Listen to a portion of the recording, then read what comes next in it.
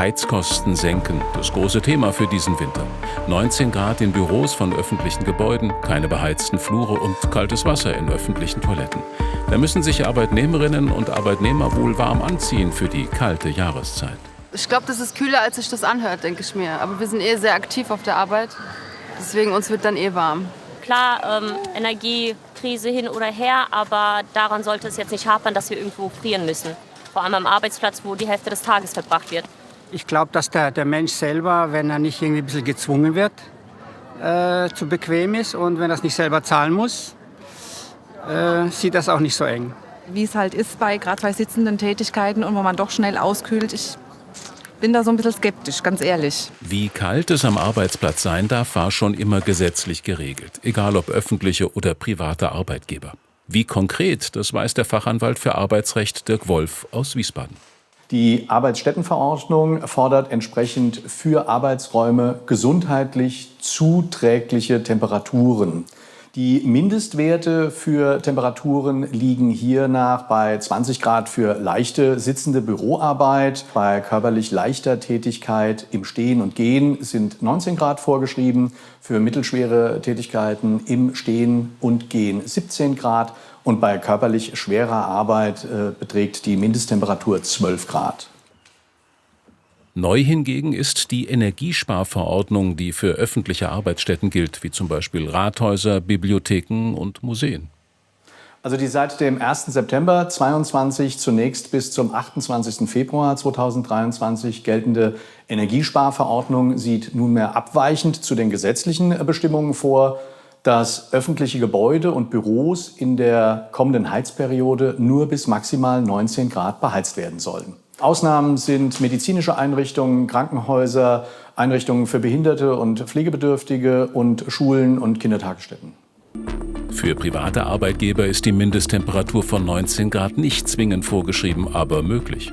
Was aber tun, wenn sich der Arbeitgeber noch nicht einmal an die gesetzlich geregelten Mindesttemperaturen hält? Weigert sich der Arbeitgeber, die Mindesttemperaturen einzuhalten und kommt seiner Fürsorgepflicht nicht nach, kann ich natürlich als erstes Mal als Arbeitnehmer den Arbeitgeber ansprechen und diesen auffordern, die Temperaturen einzuhalten. Ich sollte dies auch mit Fristsetzung machen, damit also auch hier der Nachweis besteht. Existiert ein Betriebsrat im Unternehmen, dann ist dieser der entsprechende Ansprechpartner und hat sich mit dem Arbeitgeber auseinanderzusetzen. Hilft dies alles nichts, können sich die betroffenen Mitarbeiter auch an die jeweils zuständige Arbeitsschutzbehörde wenden. Eine weitere Frage, die sich viele Arbeitnehmer stellen: Haben sie aufgrund der kühleren Bürotemperaturen ein Recht auf Homeoffice?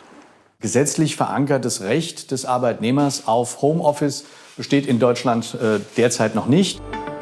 In Innenräumen also 19 Grad. Welche wärmenden Tipps haben da Hessinnen? Erstmal einkaufen gehen und warme Klamotten, dicke Socken, keine Ahnung. Heißgetränke. Oder Glühwein. Wärmt am besten von innen. Also Glühwein im Büro finde ich eigentlich wirklich die beste Variante, Herr Rodegra. Es gibt jetzt ja zwei Möglichkeiten. Also entweder wir bleiben alle super gesund und werden endlich mal abgehärtet in diesem Winter und werden gar nicht mehr krank. Oder es passiert genau das Gegenteil. Und deshalb wollen wir noch kurz über die Krankmeldung sprechen, juristisch gesehen. Wann und wie muss ich meinem Arbeitgeber Bescheid sagen, dass ich krank bin?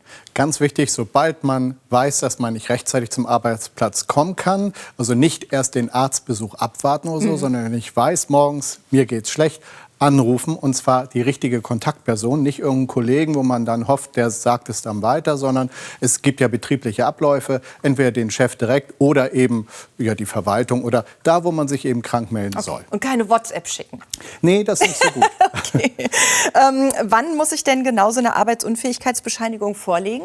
Also die Arbeitsunfähigkeitsbescheinigung, wir kennen das noch so als gelben Zettel, den muss man am 4. Tag des Krankseins vorlegen, es sei denn im Tarifvertrag, im Arbeitsvertrag oder auf Anweisung des Arbeitgebers wird die bereits am 1. Tag verlangt. Das darf der Arbeitgeber, da verstößt er nicht gegen das Gesetz. Und also gegebenenfalls muss es jemand vorbeibringen, wenn ich selber noch nicht kann. Genau. Ja.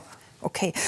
Muss ich denn eigentlich im Moment persönlich zum Arzt, um mich krank schreiben zu lassen? Während Corona war das ja ein bisschen anders. Ja, es kommt darauf an, da sind wir jetzt sehr aktuell. Wenn es um Atemwegserkrankungen sind, da kann man sich tatsächlich noch telefonisch krank schreiben lassen. Das ist gerade, deswegen sind wir so aktuell, verlängert worden bis Ende nächsten März, also nächsten 2023 bis zum 31. März.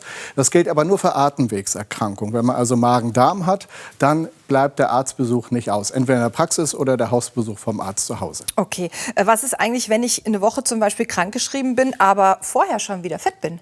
Darf ich dann arbeiten? Ja, die Arbeitsunfähigkeitsbescheinigung ist kein Arbeitsverbot. Und wenn man sich wieder richtig fit fühlt und auch fit ist, dann darf man wieder arbeiten. Aber wenn man sich zum Arbeitsplatz schleppt, weil man ein schlechtes Gewissen hat, dann muss der Arbeitgeber eingreifen. Der hat eine Fürsorgepflicht und sagen, nee, du siehst ja Gehen noch Sie mal aus nach wie ein Hause. Häufchen Elend, Ja. geh wieder nach Hause. Okay. Er schützt ja auch damit seine anderen Ja. Arbeitnehmer. Also man muss sich aber nicht gesund schreiben lassen oder Nein. sowas. Man darf dann einfach wieder gehen. Ja.